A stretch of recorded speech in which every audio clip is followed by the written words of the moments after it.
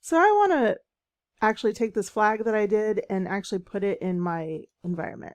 So I'm going to click on my content drawer, and you notice this is kind of high for me and I don't get to see any in my drawer.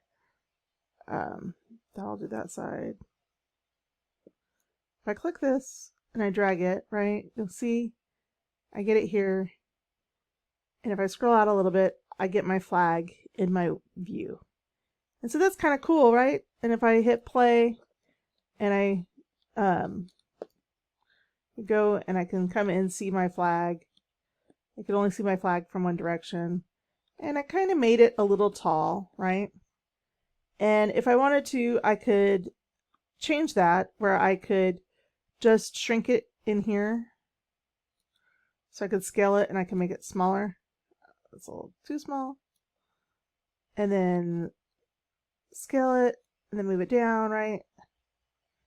And that's nice. But then if I wanted to put another flag out, so I made those changes, and if I wanted to put another flag out, you're going to notice it's going to be just as big as it was before, right?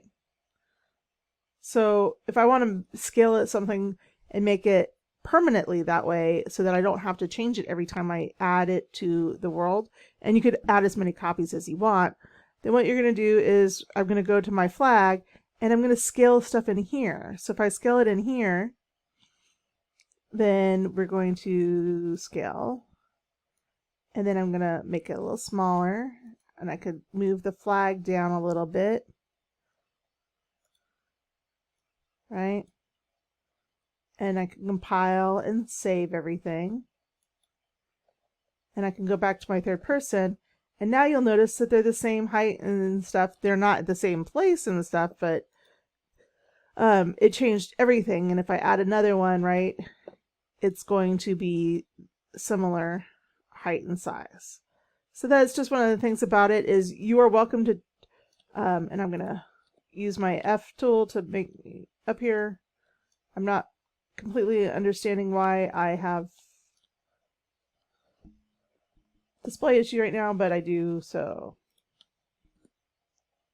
But you can see I can have my flag here and easily add it and do stuff to it, to the environment, and I can have as many as I want, and I can delete them, and it doesn't delete them out of my inventory, right? I still have it here, and I can have as many flags in the system or in my game as I want.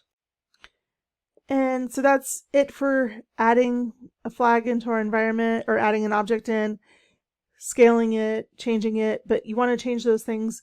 If you want it to be permanent across all of your objects, you want to do that in the blueprint. And if you just want it in the environment you're in, then you would do it just in the environment you're in. So that's it for adding an object. The next part I'm going to do in the next video will be collision.